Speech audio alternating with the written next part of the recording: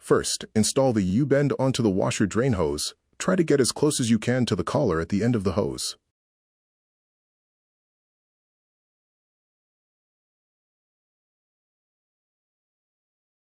Next, install the Y connector onto the washer drain hose.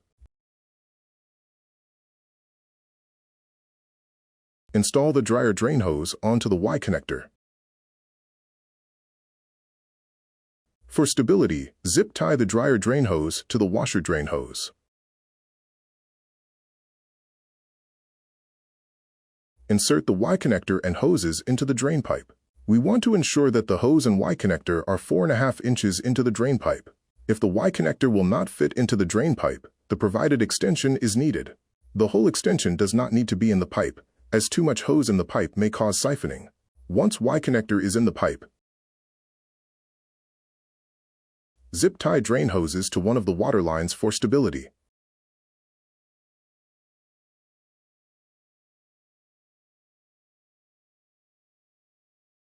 If using the extension, ensure the hoses are maintaining a downward vertical connection to the Y connector.